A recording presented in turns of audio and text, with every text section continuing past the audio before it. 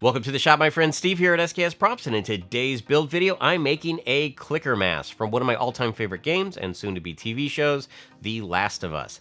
Now, if you're not familiar with this particular character, basically, it's a zombie post-apocalyptic scenario, but in this case, a fungus takes over the human skull, it starts to break it apart, and they lose their eyesight, but they make this incredibly creepy clicking noise, and that is how they locate you.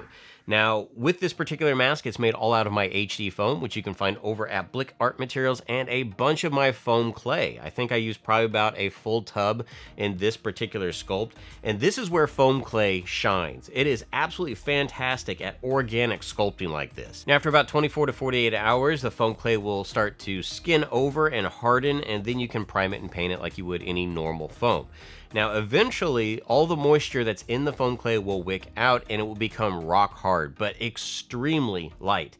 Now, this particular mask weighs like next to nothing, and it's just held onto my face using a 1/4 inch elastic strap. Now, with this build, I do have free PDF files, and I scanned in all the templates that I used on this build.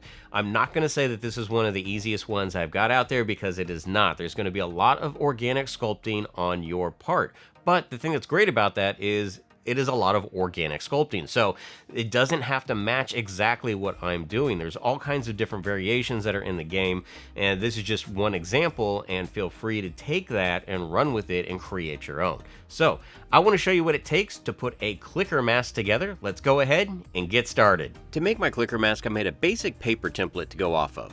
This is going to consist of parts A, B, C, D, and E. All these pieces are going to be traced onto and cut out of some 6mm foam. Now, on the templates, I've tried to designate where these pieces overlap. I start by gluing together parts A and B using some Bob Smith super glue. Now, part C is also going to go on top of part B. Now, the crack that's made on the left side by all these parts being glued together is what I'm going to be able to look out of. To give this mask a slight curve, I'm going to cut a strip of 2mm foam. This is going to be glued to the back side of the mask while it's curved and will help retain that shape. With part of the mask assembled, I can now use my rotary tool to smooth out the edges. I can also use the side of the sanding drum to add some texture lines into the surface.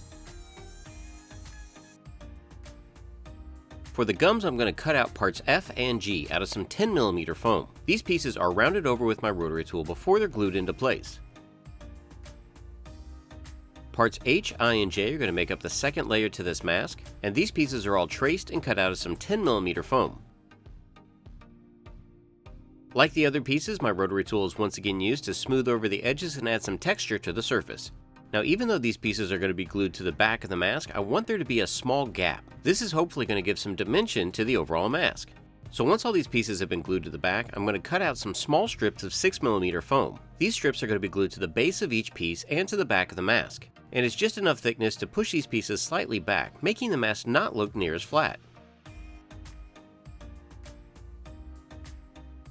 To bulk up the sides of the mask, I can now trace and cut out parts K and L out of some 10mm foam. These sections are also sanded and given a little bit of texture before being glued into place.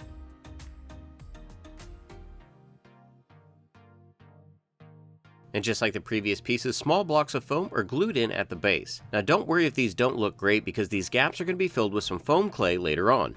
So I determined one more layer at the top of the mask should be good, and this is going to consist of parts N and M. I'm also going to add part O later on in the build, but you can go ahead and add that now. Just like all the other pieces, these are once again sanded, and small blocks of foam are also put at the base. For the organic treatment, I'm going to be utilizing some foam clay. I start by wetting the surface and then applying the foam clay with my fingers. Then I'll switch over to different detail tools later on. The organic look that you can get with this type of a material is fantastic.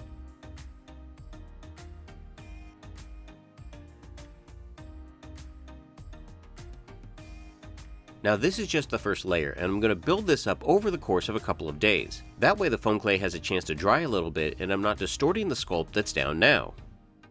This also gives me the opportunity to fill in the gaps in between the layers. I press the foam clay down into the gap, and then I draw it up using various tools to give it that organic look.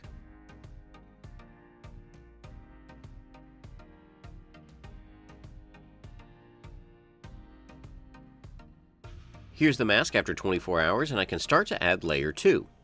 This is going to consist of adding thicker blobs of the foam clay along the perimeter of the mask. But as you can see, I'm still using silicone tip tools to draw the foam clay down into the previous sculpt. This will help make the transition look a lot more seamless. Here's where I add part O because it really needed one more piece in the middle. With the perimeter of the mask drying, I could now add a whole bunch of details to the front. This time I let the foam clay dry for 2 days, and then I went in with a stone bit to clean up some of my edges. So at this point I looked at the mask and I really wanted it to have more dimension. So I ripped off some of part C and then I glued that on top of part D. It also gave me a wider opening to look through. I also wanted the split in between the gums to be a little more separated. So I went ahead and removed part G and then cut the front of the mask apart. Then I was able to take a small scrap piece of foam and glue that in the middle. I put some foam clay on the gums just to detail them, and now they could be reattached to the underside of the mask, and is why you should always be open to changing your ideas. To make this slit in the side look deeper than it is, I went ahead and glued some 10mm foam to the back side. Now because I want this slit on the front to look more like it's a separation, the groove needs to definitely be deeper. So I took a small piece of 6mm foam and added that to the back. I could then go in with my wood burner and carve out this area without going all the way through. And remember when you're sanding or heating foam to always wear your respirator. With this section of the mask redone, I can now go back in with some foam clay and redo all my details. This also allows me to cover up the seams from the multiple layers of foam.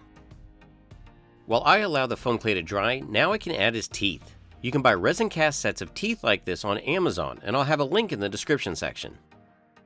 Now the thing to note is the teeth don't just go straight across. I wanted them to almost protrude out following the line of the gums. Foam clay is once again used, this time to detail the gums around the teeth. And the big thing to note here is that all these small details made out of the foam clay, like around the gums or these veins, really add to the overall believability of the prop.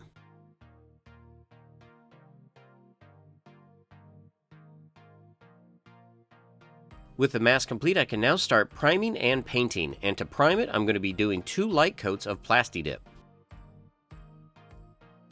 Once the Plasti-Dip had been allowed to cure, I'm going to dust the surface with some Krylon Beige Camouflage. Since these are my base colors, I also want the front of the mask to be lighter, so I'm going to use some Valspar Flat White. And I made sure to cover up the teeth so they didn't get paint on them. Like most of my props, this paint job is going to have a lot of layers. And I'm going to start off by making a wash using some Liquitex Heavy Body Raw Sienna. This is applied with a 1-inch mop brush and a lot of water. And then once the piece was covered, I could then go in with a damp paper towel and remove some of the pigment.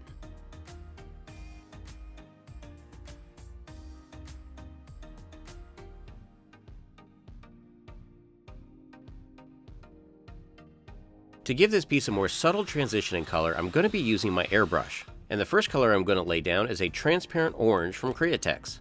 This paint is going to be lightly applied around the perimeter of the mask.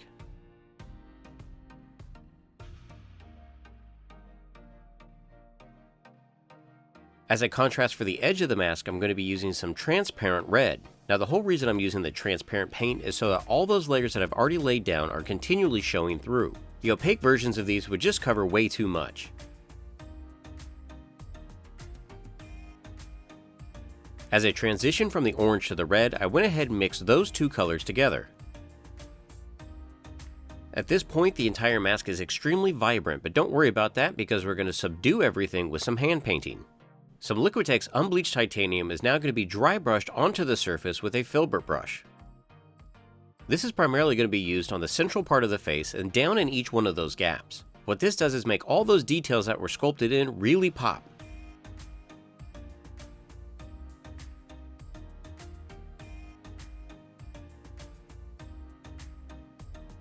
Now I can go back in with another raw sienna wash over everything. This is really going to subdue those reds and tint the titanium.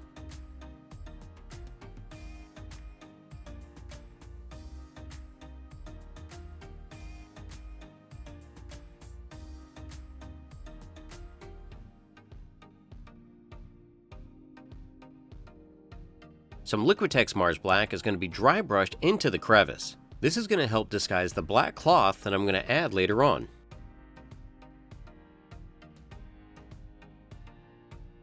To knock this back some, a wet brush is going to be used to feather out the paint. To paint the gums of the mouth, I'm going to make a mixture of cadmium red and unbleached titanium. This is going to be applied with a small detail brush, making sure some of those really dark reds still show through. For the spores on the edge of the mask, I'm going to make another wash, this time using cadmium orange and cadmium red. This is first stippled on with a mop brush, and then I dry brush select areas. Liquitex Heavy Body Parchment is used as a final highlight on the front of the face and down in the gaps.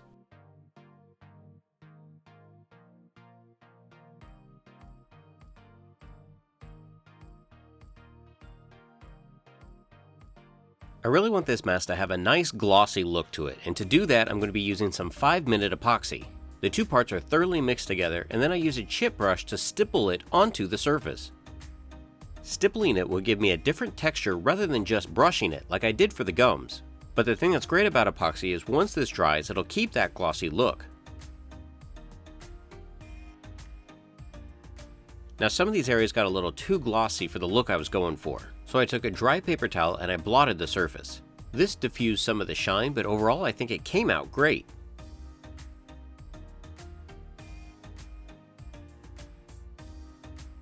To cover up the slit in the mask, I'm going to be using some black chiffon fabric. This will allow me to still see out, but others won't be able to see in. To attach the material, I like to use some Cool Temp hot glue. That way I can use my fingers to press the fabric into the adhesive.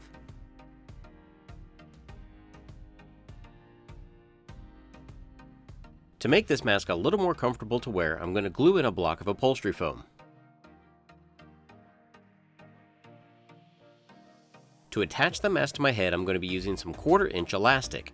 The elastic was cut to about 7 inches and then hot glued into place. A small tab of 2mm foam was then super glued on top for additional reinforcement.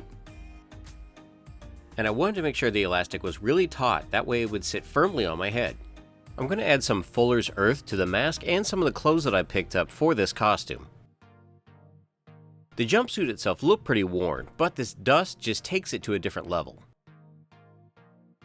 As a final touch, I'm also going to add some fake blood around the teeth. This is going to be applied with a chip brush and a detail brush, and it does a great job completing the costume.